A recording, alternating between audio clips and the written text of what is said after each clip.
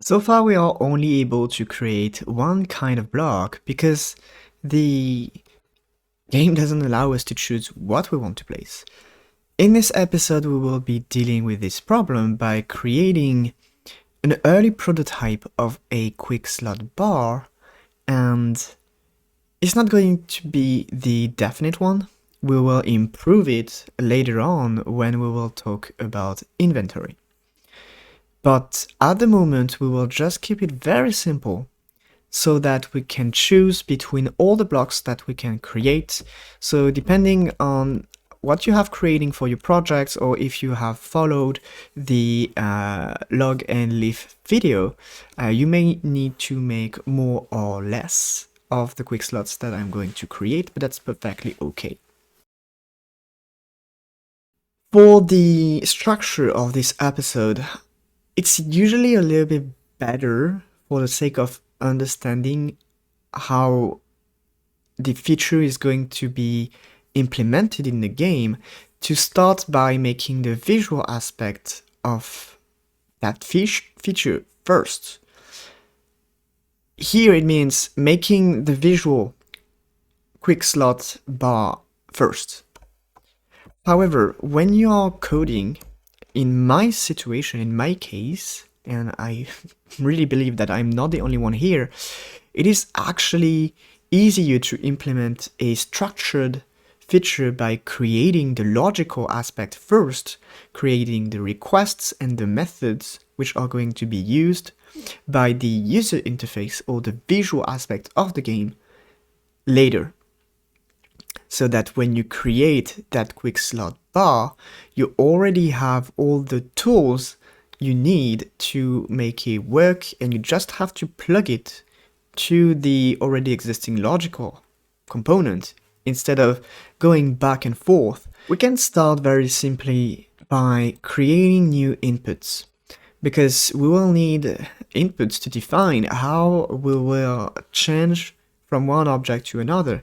So here I will just create shortcuts which are going to be quick slot 0 and then quick slot 1, and I'm gonna copy this so that I can go with quick slot 2 and 3. As for the inputs, I'm just gonna choose my keys 1, 2, 3 above the movement keys, and there we go. 1, 2, 3, 4, and we're good to go. Now, as I said earlier, I want to create a logical component for that quick slot bar and a visual component for it, and they're going to be dissociated, but they will communicate with one another. The quickslot bar, I will create it, the logical, I will create it here. So I'm just gonna have a simple node, which I will set right under the database. And this is going to be quick slots. And I will save it in the singleton folder as a quick slots. Let's go with that. So in there, we will create a new script to make it a singleton. So this is Quickslots extends node, and we make the usual singleton pattern. So first, as I said, I really don't want to make a very complex and extensive Quickslot system. I will make it tailored exactly for the current situation we do have, which is 4 different blocks, and we can juggle between those 4 blocks. So here I will create an array of strings which are going to represent the keys of the block that we can create. So here this is going to be 001 and 002 up to 004. So here are the 4 blocks that we can create at the moment. We will also have a selected item, which is going to be an integer. And this will represent which of these 4 items we are currently watching. So now we need to create a few requests. that the interface will be able to use. So the first one is going to be get selected item. This request will return the key of the object that we are currently watching. So this will be a void. Well, actually no, this will return a string, and very simply we will just return the item from the list array, which has the index selected item. The next request that we will create is get Quickslot index. So this one will actually return which of the Quickslots is actually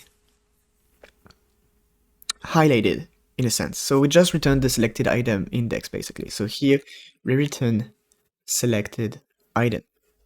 So here we actually can already use that right now. We can go in the block script where we have the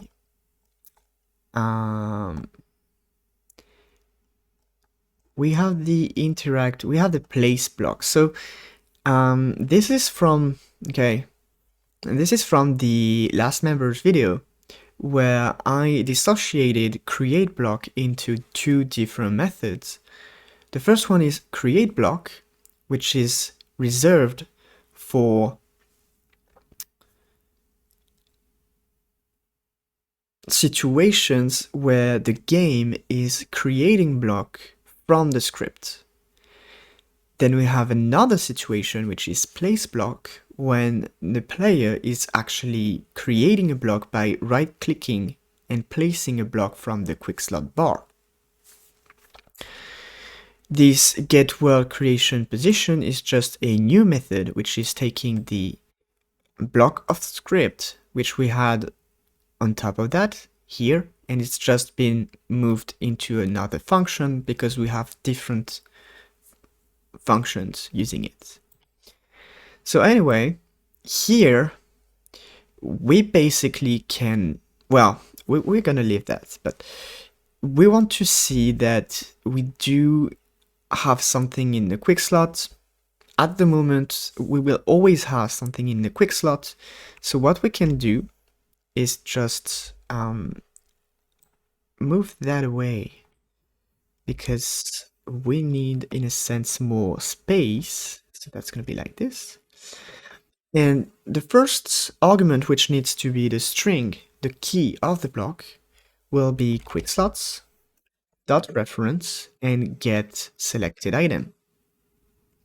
So this will return the key of the block that we are highlighting in the Quickslots. So right now, because we have 0 highlighted, we should be creating dirt blocks. Okay, and if we go back in there, change the value to the number 2, we should be creating, I believe it's logs. Yes, we can create logs. So now that we have this working properly, all we have to do is to be able to change which slot we are actually highlighting.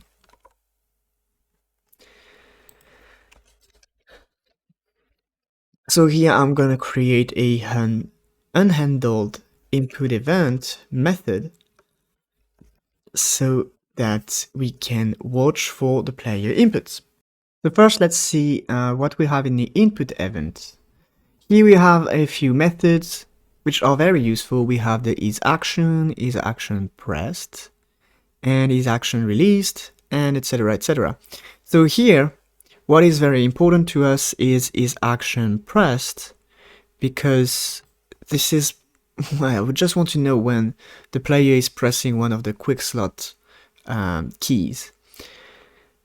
A very important thing is that allow echo.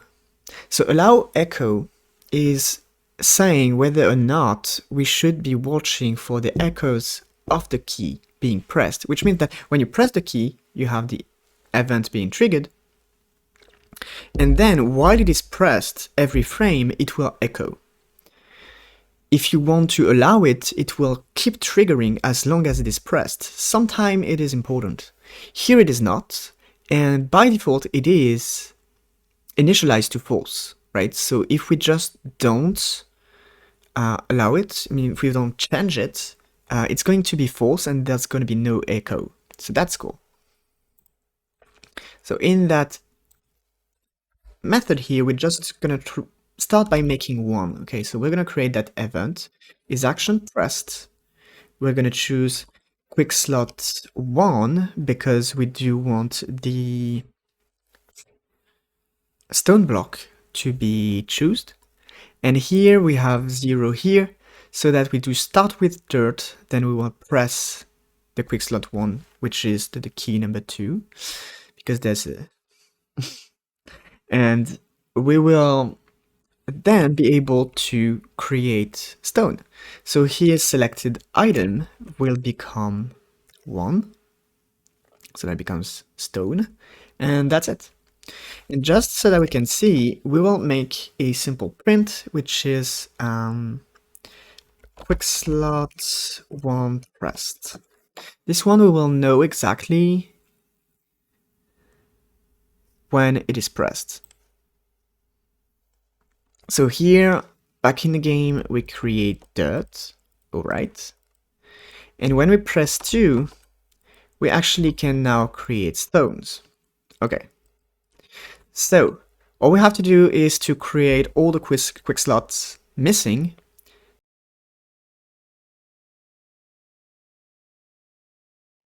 Alright, so we're back to dirt and we can now move between the different blocks and we can start creating a very ugly tree. And there it is. There is the tree.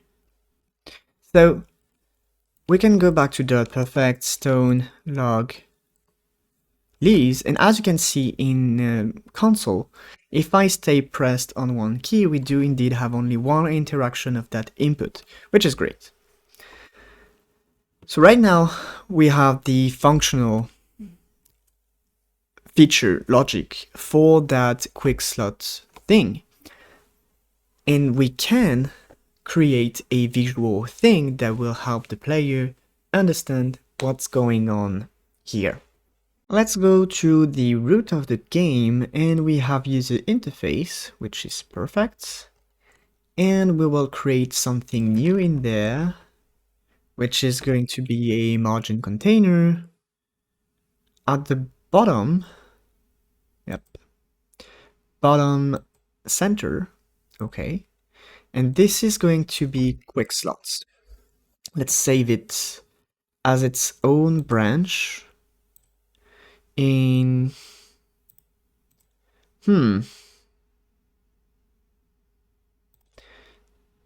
let's create scenes for user interface.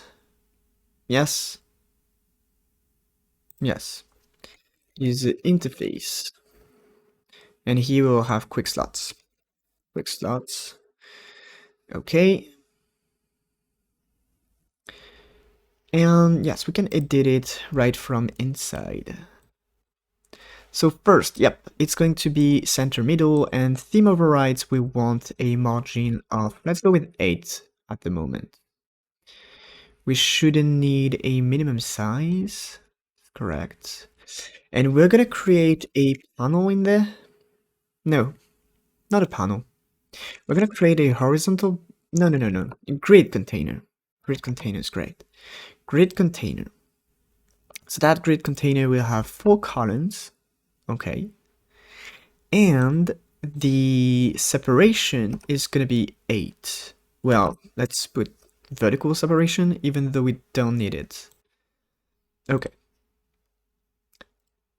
In that grid with 4 columns, we will create 4 panels. So each panel will have a size of 64 pixels. That seems correct. And they will have a texture rectangle. Texture rectangle, which is centered, And in fact, I do want to add a margin around them so that they do not stick to the edges of the panel. So here we're gonna use, I'm not so sure, I'm gonna say 4 pixels at the moment. And we will set this texture to the dirt texture. Well, we'll use the dirt material at first. Okay. So we can change in the visibility canvas item texture, we can change the filter to nearest so that it's a little bit clearer. And yep, that's it. That's gonna be the slot 0. And we can now sort of duplicate that, slot 1, slot 2, slot 3. And now we just have to update the textures to get the stone one, stone texture, and the last 2.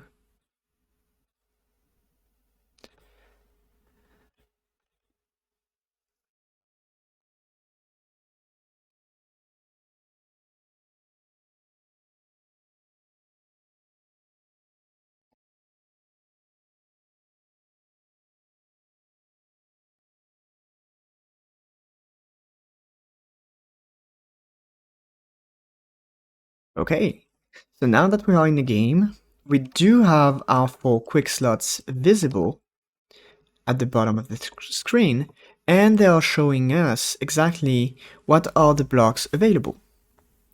This is going to be the, I want to say, simplest version of this quick slot bar, which is allowing us to switch between items we do want to create.